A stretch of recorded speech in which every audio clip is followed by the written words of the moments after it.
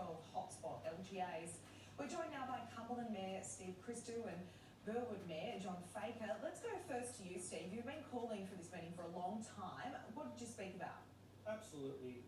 I've been calling for this meeting since day one of lockdown, and thankfully the day came for the Premier to hear some realities.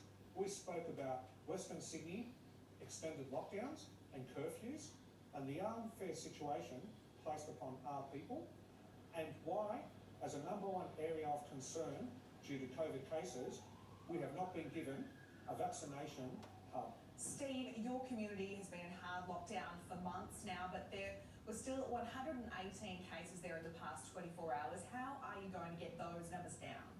Well, we're doing our best to encourage the community to go out and get vaccinated, but in the same statement, it's very hard to get the numbers down when, unfortunately, the contact tracers are a week and a half behind in contacting people.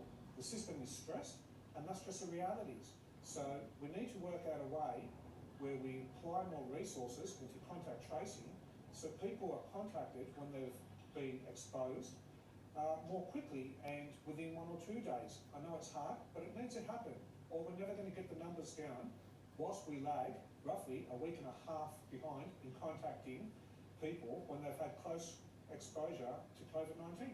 John, Burwood had just 5 cases, yet you're under the same restrictions as LGAs with hundreds of cases per day. And the City of Sydney had 36 cases. That isn't a hotspot. So is that all fair?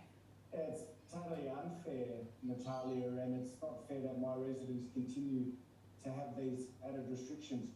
And I spoke to the Premier today. I put to her that our residents have been working really hard to comply with the COVID restrictions. We've lifted our vaccination rates. We've got nearly 80% of our residents who've had their first vaccination. And it's not fair that we continue to have the same added restrictions and the impacts these lockdowns are having on our people in our communities, the impacts to jobs, small businesses and mental health. And John, how frustrating was it to see pictures of people at the beaches on the weekend when people in your community can only go outside for 2 hours a day?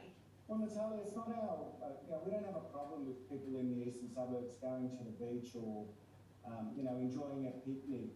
All we want is to have, to be treated fairly and have the same freedoms as people in other communities, considering we have low COVID case numbers and very high vaccination rates. So I'm pleading with the Premier to have her government lift Burwood as a hotspot LGA and to reward communities that are doing the right thing, reward communities that have stepped up and lifted their vaccination rates.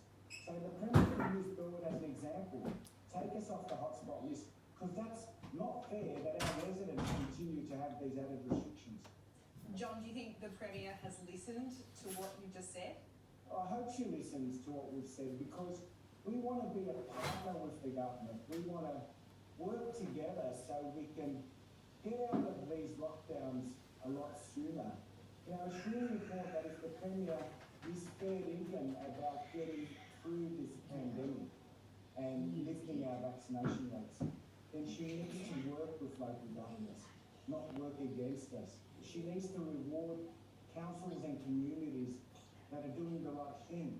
And by working with local councils and our local governments, she has access then to people on the ground. She has access to communities. We're out day in, day out, speaking to our residents, and we can help the government get its message through. And Steve, after your meeting with the Premier today, do you feel like any progress has been made? Well, the Premier was definitely given realities, and we expressed the frustrations of not only our local residents, but the other local residents that are part of the 12 lockdown LGAs and suffering curfews. The Premier did not make any promises, but she definitely got the message loud and clear, and she took plenty of notes. All right. Well, thank you both very much for your time, and all the best in the future. Awesome. Thanks for that. Thanks for giving us the opportunity. Thank you.